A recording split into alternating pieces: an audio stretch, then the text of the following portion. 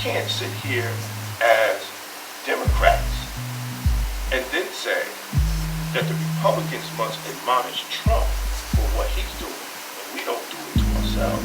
We become hypocrites. So we're living in a Hippocratic system.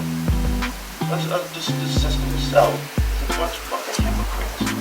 So until we are honest enough to say that and want to run the city the correct way, then that's what you're saying. Why is every other city growing? As in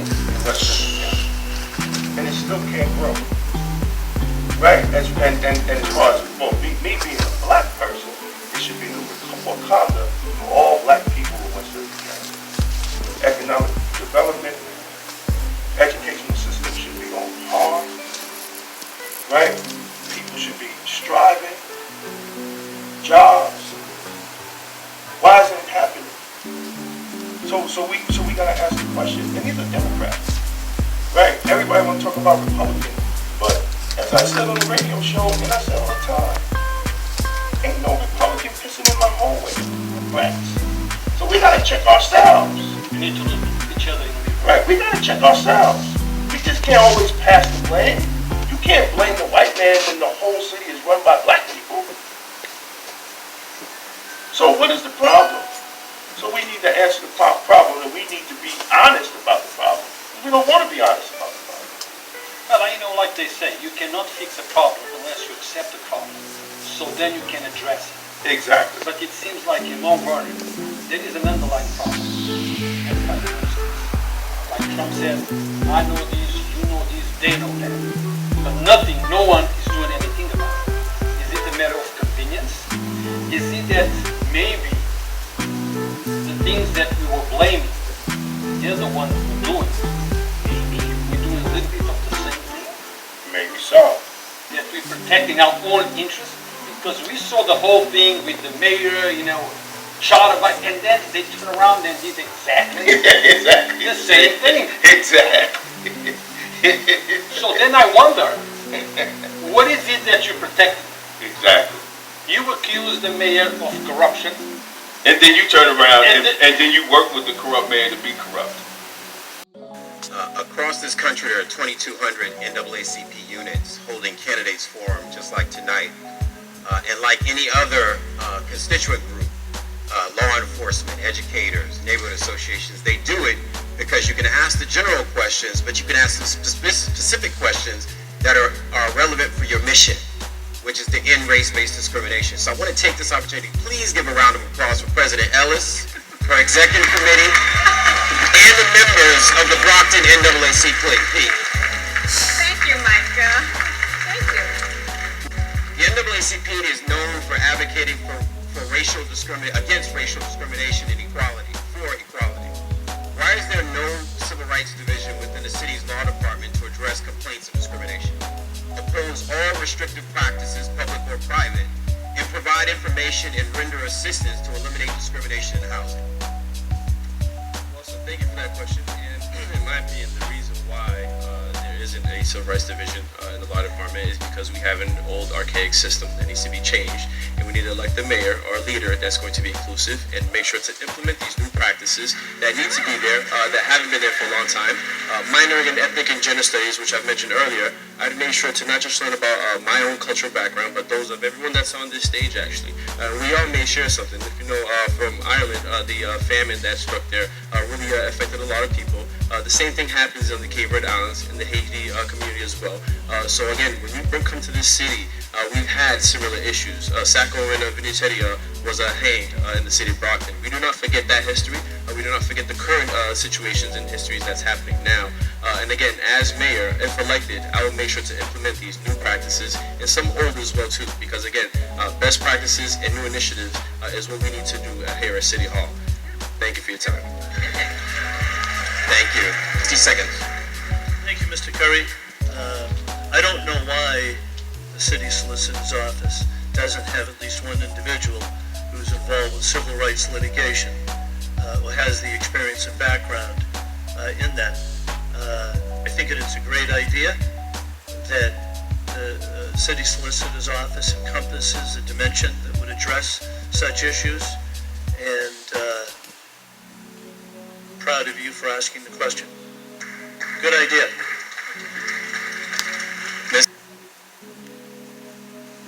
I honestly do not know why we don't have one. I have not been in office.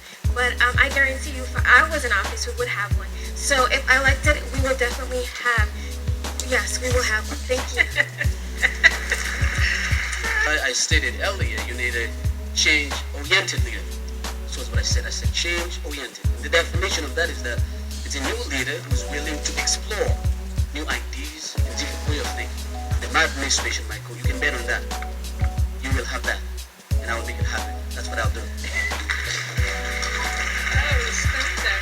Mr. Sullivan, go right ahead. Mr. Curry, every budget I say the same thing. And it's not just because I'm a lawyer, it's because it makes common sense. We have to treat the solicitor's office like a law firm, right? We need to make sure that there's lawyers in-house at City Hall on the second floor that have different backgrounds and skill sets. We are outsourcing way too much legal. I mean, we're talking just so much money. Civil rights, we could bring in housing. Before we were outsourcing even housing court, which is right here in Brockton. So, great idea. We need to initiate that. And if I'm duly elected the next mayor, I will do that. Thank you. Yes, this question is for Ms. Mompelas.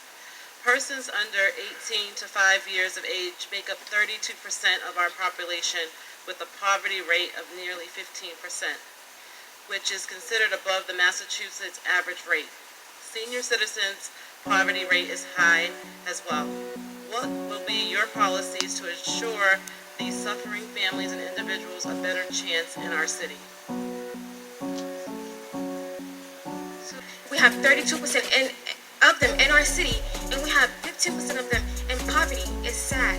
So the thing is, first, we need to get them into housing, especially senior citizens and kids. These are the most vital people in our city. We have the senior citizens and then we have the kids, because these people, to make sure that these senior citizens are being treated right and are not being mistreated. And I'll push for policies that are making sure that all of them are getting the justice, the right treatment, and I'm making sure that they all have what they need to prosper in life. So the thing is, I know that with senior citizens it's a major issue, because a lot of them have been getting mistreated, because some of them putting the right people in office who can empathize with these people and help them move forward and help them full-heartedly, and not just because it's their job, but because they really care and they want to do it. So we don't need a mayor that can stand on his own or on her own. We need a mayor that is willing to stand with the people and with a team that's willing to go out and do the job that we deserve in Brockton. So the things, I hope that everyone just stands and, thank you.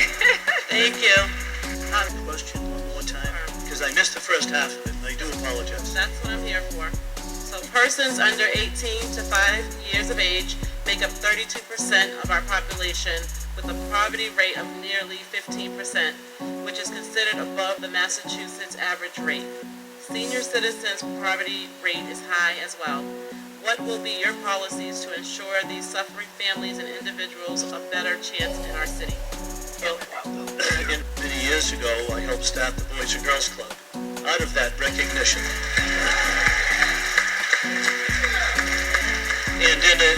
and as a result of that effort, not only did we succeed in that regard, but I worked in Boston, as Mike Curry knows, with Mobon, helping him develop the youth development program to help disadvantaged children. In terms of the elderly and those who must pay property taxes, those who live at or below the poverty level, it is our obligation and duty to make sure that we continue with an economic expansion that benefits all and that allows us an opportunity to keep property taxes where they are. Obviously, high property taxes cause your mortgage to go up, cause your rent to go up. And I understand the difficulty people have, and that's why we're looking for sustainable sources of revenue rather than always looking for the middle-class taxpayer who may be living at or below the poverty level. Thank you. Thank you. I mean, this is a very important question. Thank you for asking it. I think that we need to raise people out of poverty and give them the opportunity to succeed. But one of the best ways that you can do that is by having jobs, job creation. That's what you need. You need jobs in the city. And if you take a look at downtown Brockton right now, it is dead, it is isolated. But what we need to invest not only on them, but also create an educational system that will actually allow them to make something for themselves. And making sure that they feel welcome, they feel like that somebody cares for them, and somebody at City Hall is listening to them. And I said it many times, if somebody doesn't believe in you, it's going to be hard to convince them. We have to make them believe that this place is for them, and under my administration, it will be better. Thank you. Thank you. Thank you. 60 seconds. Again, speaking from experience, we know that it's not just the young community, it's not just the elder community, but it's also those in the middle as well. These are the communities that are going to be helping those that are in the senior community and also those in our youth community. In regards to our elder community, we need to look at diversifying our housing stock. We need to update our zoning ordinances and policies as well. These practices that I'm talking about are looking at in-law and extension policies, 55 and older neighborhood residential areas, and make sure that the fabric of the community is whole. My initiatives will be looking at making sure that we look at not just neighborhood associations, not just as walking beats, but making sure that everyone is working hand in hand in delivering the services that's needed to that community. And with our youth, we need to make sure that there's representation. I want to create improve the youth council and also create a seniors citizens commission, which actually with the new Board of Health initiative, you will see some of that. And we need to make sure that these populations are very well represented. And again, the policies and initiatives that we put in place have to adhere to their needs as well. Aging in place is very important. If we want an AARP community, we need to make sure that we're implementing not just complete streets, not just Chapter 90 money, but all these dollars that are out there and all these initiatives that I have been able to implement through our region, and which I want to consider to implement here in the city of Brockton. Thank you. Thank you. Mr. Sullivan. So we need to provide for all aspects of the community, right? We need to care for our seniors. The one thing that I'm really, really proud of is I drafted a law to take care of the seniors and the veterans in Brockton. They're the most vulnerable. We owe everything to the vets and to the seniors. If they own real property in Brockton, they can volunteer time and get a price reduction, you know, and I got a lot of kickback on that saying, no, we're going to lose money. It's the right thing to do. Yeah, it really is. It's the right thing to do. So they can volunteer time at the schools or library, and they get a price reduction, and it makes sense. It really makes sense. But I really think we also need to look at some of the other things. There's a lot of seniors that live in the housing authority properties throughout the city of Brockton. I don't know if you've been there lately. They're not in good shape. We need to work with the states and the feds to clean it, rehab it, you know? I'm going to be 50 this year, right? We're talking about rehabbing this school. We need to rehab the housing authority. That's what we need to do. Yes, so everything that everyone said was great. And also, I do want to point out, just having different... I want to push for the Brockton Recreational Center, which would cater to the youth, which would have a tutoring, which would have a music department and an athletic department. There are 4,500 students estimated at Brockton High, and most of them who are athletic prone don't get on the team. So we're not even implementing the No Child Left Behind Act. Kids that are in standard classrooms, most of them don't get textbooks. We have 40 kids in one class, and we're talking about all this. We're not investing enough in our youth, which is why they're struggling. We're struggling as a city. We have great programs. For instance, I will point out Tito, who has this great thing where he gives school supplies before the kids go back to school. And I think we need to invest in more programs like this, where we have people that are helping the community grow. So I think with poverty, kids that are living in poverty, let's have a program where they can get school supplies. If you're living, because I think what Tito is doing is amazing. I think I just want to shed a light on that, and I think everyone needs to know that there is a program that is helping kids go get school supplies. So if we can all just attribute to that and just help them grow this program to help our youth and the society, then we'd be so much closer to just... Carpenter issued 10 host agreements with applicants for retail licenses to sell recreational marijuana. There was talk that they were not issued fairly. First, will those host agreements remain valid? Second, if more host agreements are going to be issued, would you as mayor assure us that they're issued fairly, and then please explain how? Well, first of all, I know Mayor Rodrigues is working on that right now. He is considering offering more to minorities and other qualified people. At the end of the day, the ones that were signed, now it's out of our hands right now, because it's in the state's hand to decide who's going to get a potential ability to get a license within the city of Brockton. And the way we drafted it, and I got a lot of negative feedback, we took our time, and in my humble opinion, we did the right thing, because we didn't lose a dime. We're waiting on the state now to come back, you know, to see who's going to qualify. And law says, the local law says, ultimately the city council will decide who's a bona fide applicant, who will get it. But I concur with you, Mr. Curry. I wasn't privy to the sit-down negotiations of a host agreement, but I do, to the credit of Moises Rodrigues, I know he's looking to revisit it, and I think that's the right thing to do. But ultimately, the states can decide who can come back to Brockton and get a bite at the apple. But I concur with you. I think it needs to be looked and reviewed and analyzed. Thank you. Martin, 60 seconds. Thank you, Michael. I've read the articles about the unhappiness of some applicants not being given the opportunity to receive a license. I also understand the basic problem in question that everybody would ask. It's all about capitalization. How does anybody without any capital qualify? And I think it's a problem that has to be addressed by the legislature. Somebody who's undercapitalized, who wants to be in the same footing as someone who takes their own money to make application. It's an issue that I don't have a problem with. I do think people should have, at least in some instances, some limited instances, should have access. I understand that. It's all a problem with capitalization. And it's a problem. It's an issue. But on a limited basis, there should be some access by people of color. Otherwise, would not have an opportunity to apply. Thank you. The question was about business licenses? No? What was it? I'm so sorry. Recreational marijuana.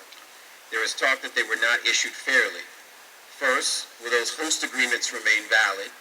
Second, if more agreements are going to be issued, would you as mayor assure us that they will be issued fairly, and then please explain how?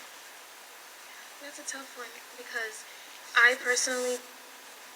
never approved of having pot shops in our city, so I don't know if, I'd rather delegate it to a team that's less biased on the situation to work on that because I personally do not stand with having marijuana pot shops in our city. Thank you.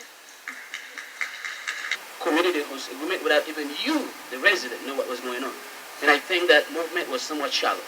With that being said, I think that under my administration, what I will do, I will open it to everyone to bring transparency, equity, and also accountability. And I'm safe to say that I think Mayor Moises Rodrigues will do the same. So I think it's amazing to understand that process, but I wish I had the time to actually talk about how the ordinance committee drafted the proposal that was presented to us March 19, 2018. We do not have the time, folks, to actually go through it. But what I can tell you is that as we speak, I think we are at a better position where some of the folks who didn't think they would participate in it will be able to have access to, and hopefully some of them will have that opportunity to apply for it. And I think that we are moving forward in a positive way. Thank you. Jimmy. Mr. Pereira, 60 seconds. No, Jimmy. Thank you. And other policies and practices like auxiliary services that come from the hemp plant, that come from other resources that's pulled from the marijuana plant. Had the experience as a community transportation planner, again, working with the state delegation and working with our state government and looking at the policies, and also the Cannabis Commission, knowing that if a city or a host agreement goes to the Cannabis Commission, the city still does have opportunity to bring those questions that they have to the Cannabis Commission and make sure that they are addressed. Again, we need a leader that's going to look at all facets of bringing more revenues to the city of Brockton. We need a leader that's going to look at innovative practices to update our policies and make sure that we're looking at the fabric of our community and making sure that we're looking at the future and longevity of our community. Let's not stop at the 21st century. Let's look at the 22nd century and beyond. Collaborating and working together. And what I will say is, since Mayor Rodrigues got in there, we've had regular meetings on Friday afternoon, and sometimes 3 hours. We need to continue that. Whoever gets elected mayor, right, to work with the legislative body, the city council, and the school committee. You know, we want businesses, right? We want the tax base to go up. But we also need to make sure that there's no cloak and dagger, there's no walls up. It's open, transparent, you know, and I know Mayor Rodrigues right now is working on potentially 5 of them was the last conversation. So I think what we need to do is make sure whoever gets elected continues the process of bettering Brockton for all. This election's about all of us. That's what it's about, all of us. Okay. Thank you. 8 questions, but each candidate has 1 more question. that's going to serve as their closing statement. They will each have 2 minutes. Ms. Mompelas, you talk past education and Brockton educational system, our failure to significantly make it better. What kind of educational policy would you implement as mayor of our city to make fundamental changes? First, they're failing. A lot of them are failing, and it's not because they don't have the capacity to do it. It's because we don't have enough teachers to accommodate them. So we fired 82 teachers last year, and because we went into a $16 million deficit, the money is not being allocated the right way. First, I'll make sure that the money is being allocated the right way. All these things that are going on in the education system, like, for instance, special needs kids not having access to the music department, when it's proven that special needs kids excel with music. When you have some of them that are graduating after 4 years without knowing their alphabet. We need to create better programs for these students. We need to create better policies to push the education system will get better. Again, I'm 23 years old. I guess that's one of the main things that are held against me. I know, I'm inexperienced. I know, we can get the elephant out the room. I probably know less than these guys over here, but I'm saying that I'm willing to fight because I've been a fighter all my life. I fought through cancer, I fought through disability, and I'm ready to fight to make Brockton a better place for everyone. And I'm not saying I know all the answers. I know I don't know all the answers, but I'm saying I'm gonna put the right people in place that are gonna help me. It's all right. You're doing great. You're passionate. Show that passion. Show that passion. Thank you very much. Mr. Derenoncourt, 2 minutes. The people of Brockton almost 2 years ago elected you as one of our Council-at-Large public servants. However, you barely got into office as Council-at-Large before you started campaigning for the office of mayor. What do you say to those people who say you are in such a hurry to govern our city? Talk Good now. question. Preach. Well, as you know,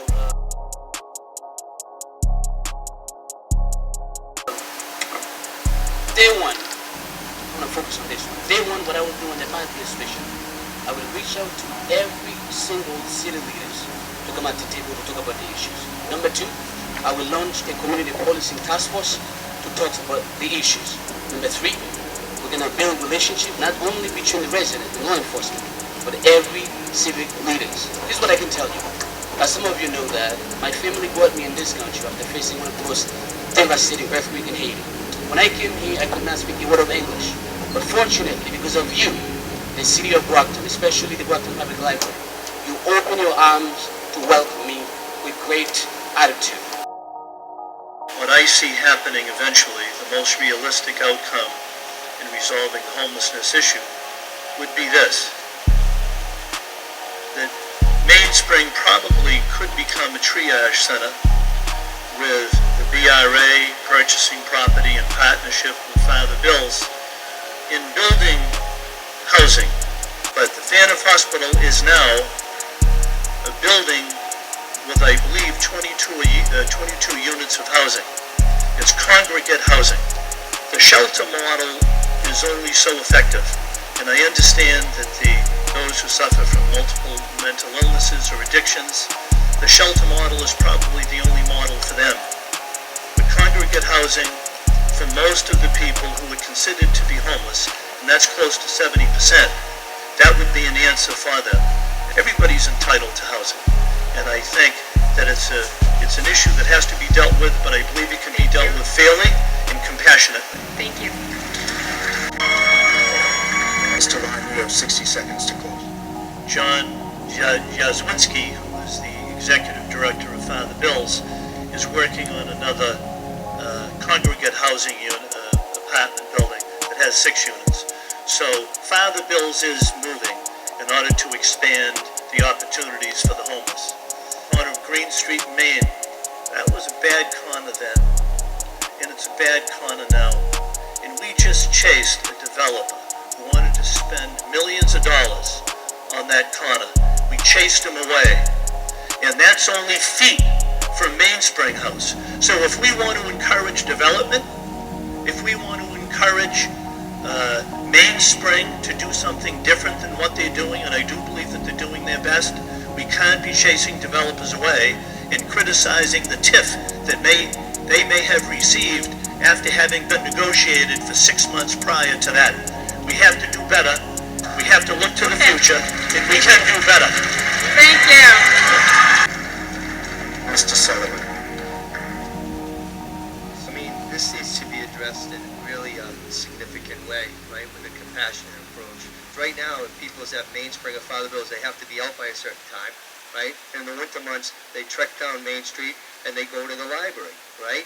We need to provide services. We need to get back to, the human touch, the human beings, and I have heard developers say, hey, we're not coming to Brockton because of X or Y, and they talk about homelessness, but again, no one chooses that path. There could be drug addiction, alcohol abuse, maybe the foreclosure epidemic. They lost their homes, right? So we have to bring back the basics and working with clergy. I just went to Universal Ministry Church on Sunday morning. I talked to 50 homeless people, and they're all saying the same thing. We need help. We need help. So we need to extend the help, but we can only do it by working together, sharing the ideas, figuring what services are needed, right? I mean, High Point's closed. I mean, what can we do as a community to better every part of the community, right? Because again, we want to keep the tax flow coming, increase the tax base, but we need to work together. Thank you, Mr. Curry. Ms. Mompelas. Okay, I do believe that Mainspring needs to be moved because I don't think it being on a main street is the best location for it. So I am for moving Mainspring, and I'm also for day programs for the homeless people because, like Mr. Sullivan said, they need our help, and these are people that have fallen. And if we keep on living in our bubble, and we're not going to grow as a city, because we have to remember that these people are part of our community. If we're turning a blind eye to them, then we'll never be able to fix the issue. Whether it be by giving them food, the fact that they stopped the idea of giving them food is a problem. So we need to, whether it be by giving them food, giving them accountability, providing jobs, and these day programs, giving them accountability is really important to me because I feel like you stay in the position that you are if you like purpose in life. So the thing is, if you don't have a job, if you don't have anything, then you're more prone to staying where you are. And therefore, let's train them. When you talk to these people, they have so many talents. And when you think of all these people, they don't need us to judge them. They need us to help them. So let's bring them somewhere else. Let's build day program. Thank you. It's a very important question, not just to me, but to the city of Brockton, and also those that don't just live in downtown, but around the neighboring regions in the city. What I want to do is work hand in hand with Mainspring, with our local law enforcement, and other agencies and organizations, of course our state delegation, to look at removing or relocating the Millspring or the Mainspring location to the CSX yard. We'll have an apartment-style complex where a homeless person would have peace of mind of securing their belongings, so when they go off for job interviews, they don't have to worry about someone stealing their clothes out the bushes. Along that, you'll have the cafeteria area where we're not just giving them food, but we're also educating them on nutritional values and way to improve their lifestyle. Accompanying that, you'll have the workshop area where we will make sure to give them the help they need to look at workforce readiness, receive mental health assistance and substance abuse training, and also look at, again, workforce preparedness and job preparedness, and financial literacy. Rabbis, do not let politicians dangle a carrot in front of you. Elect someone that has the know-how and has the experience and empathy to bring people together to make sure we solve the problem. Thank you. Thank you, Mr. Chairman. He said, I think that in the city of Brockton, this is something that I said day one. The relocation of Figueiredo is something that I've been talking about since 2017 when I was running for a Councilor-at-Large. And with that being said, I think one of the things that we can do is to build a community center where the homeless people can go, get trained, education, and make something for themselves. And obviously some of us know that not all of them will be able to understand that. They are mental issues. But what we got to understand is that some of those people don't live here. The homeless problem becomes a Brockton issue. But it is a Massachusetts problem. Because some of the people that we see here, they're from somewhere else. I do believe that we should sit down in town and cities and stakeholders to talk about how best we can survive and making sure that the problem doesn't become a Brockton problem, but it's become all of us problem. The Commonwealth of Massachusetts should take charge, and as next mayor of Brockton, I will reach out to them, and that's what I'll do as next mayor of Brockton. Thank you.